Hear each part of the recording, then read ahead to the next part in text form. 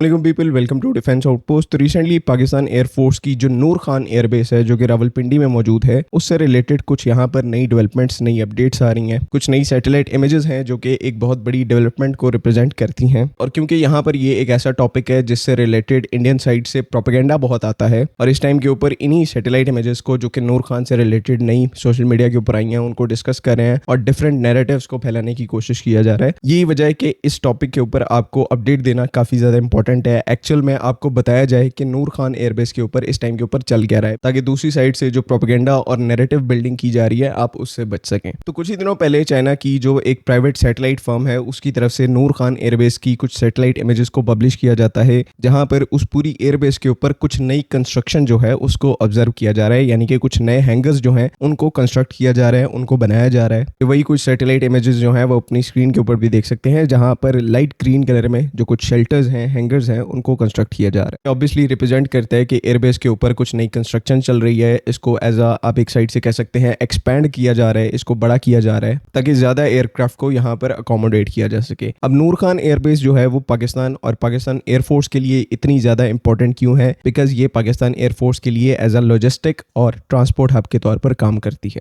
यानी कि जितनी भी पाकिस्तान एयरफोर्स की ट्रांसपोर्ट एयरक्राफ्ट की फ्लीट है वो इस एयरबेस से ऑपरेट करती है, और जितने भी हमारे ट्रांसपोर्ट एयरक्राफ्ट के स्क्वाड्रन है वो नूर खान एयरबेस के ऊपर मौजूद हैं। चाहे यहाँ पर C-130 एयरक्राफ्ट के स्क्वाड्रन की बात कर लें, जो हमारा एक हैवी लिफ्टर का स्क्वाड्रन है IL-78 एयरक्राफ्ट का, वो भी इस एयरबेस के ऊपर मौजूद है। उसके अलावा एयरबस CN-235 जो लाइट कैटेगरी के ट्रांसपोर्ट एयरक्राफ्ट है, उसके बाद SAP 2000 एयरक्राफ्ट जो कि नॉर्मल एयरक्राफ्ट है, इवैक्स वाले नहीं है, नॉर्मल एयरक्राफ्ट जो कि ट्रांसपोर्ट एयरक्राफ्ट है, वो भी इसी एयरबेस से ऑपरेट करते हैं। और बहुत सारी कैटेगरीज हैं छोटे एयरक्राफ्ट की, ट्रांसपोर्ट एयरक्राफ्ट की, जो कि इस एयरबेस से ऑपरेट करते हैं। कभी आपने गूगल मैप्स के ऊपर या गूगल अर्थ के ऊपर रेगुलर सैटेलाइट इमेज भी देखी हो तो नूर खान के ऊपर एक बहुत बड़े नंबर में जो ट्रांसपोर्ट एयरक्राफ्ट है वो ओपन में खड़े होते हैं। ये आप इस टाइम के ऊपर मिसाल के तौर पर ये पिक्चर भी आप देख लेंगे तो एक बहुत बड़ी तादाद में जो ट्रांसपोर्ट एयरक्राफ्ट है वो टारमैक के ऊपर खड़े हुए हैं। और फिर इसी नूर खान एयरबेस से ये जो सारे ट्रांसपोर्ट एयरक्राफ्ट हैं ये अपनी जो ड्यूटीज हैं पाकिस्तान एयरफोर्स की बाकी एयरबेसेस के ऊपर उनको परफॉर्म करते हैं। ना सिर्फ ये ड्यूटीज जो है ये पाकिस्तान एयरफोर्स को प्रोवाइड करते हैं, बल्कि बाकी जो सिस्टर ब्रांचेस हैं मिलिट्री की, जिसमें आर्मी भी है, नेवी भी है, उनके लिए भी जो सारी ट्रांसपोर्ट एक्टिविटी है, उसके बाद लॉजिस्टिक एक्टिविटीज है, वो यही नूर खान एयरबेस जो है वो हैंडल करती है। इस एयरबेस के ऊपर इस टाइम के ऊपर कोई भी पाकिस्तान एयरफोर्स का फाइटर एयरक्राफ्ट का स्क्वाड्रन जो है इस टाइम के ऊपर डिप्लॉयड नहीं है, लेकिन उसके बावजूद ये पाकिस्तान के लिए one of the most important airbases में से एक है, जो कि जैसे पहले कई दफा मेंशन कर चुका हूं कि हमारी जो लॉजिस्टिक कैपेबिलिटी है उसकी बैकबोन को फॉर्म करती है। तो अभी ये जो इस एयरबेस के ऊपर रिसेंटली नई कंस्ट्रक्शन हो रही है, इसको एक्सपैंड किया जा रहा है, नए हैंगर्स को बिल्ड किया जा रहा है। इसके पीछे एक सीधा सा ऑब्जेक्टिव है कि पाकिस्तान की जो मिलिट्री है वो अपनी जो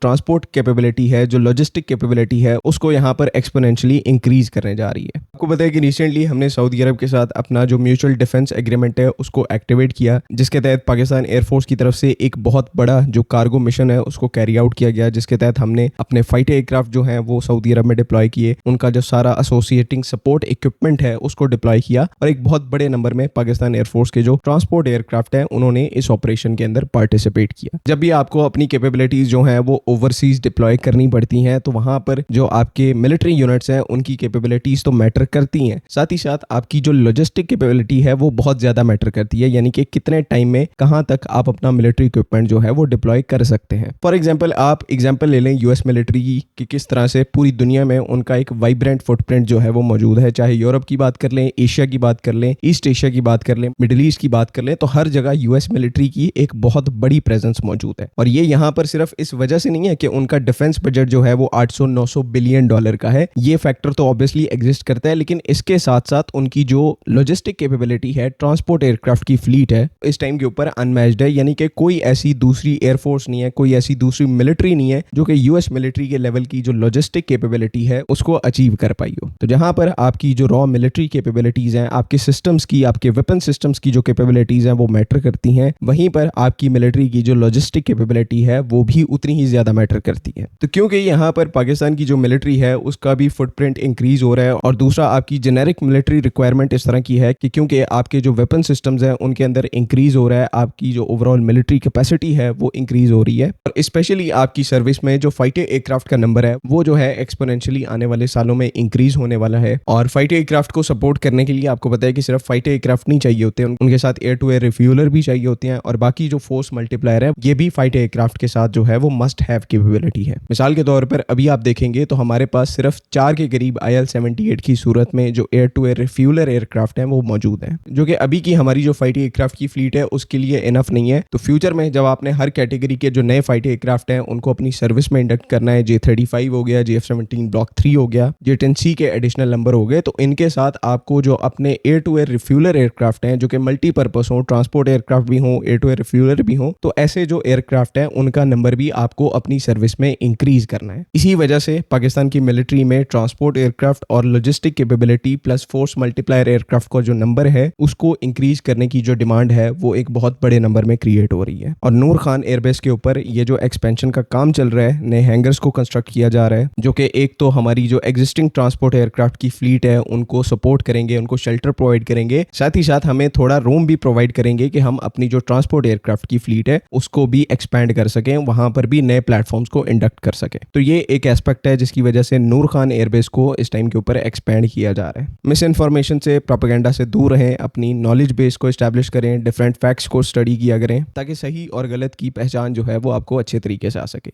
आई होप कि तमाम चीज़ें यहाँ पर क्लियर है। अगली वीडियो तक के लिए अल्लाह हाफ़िज़। पाकिस्तान जिंदाबाद।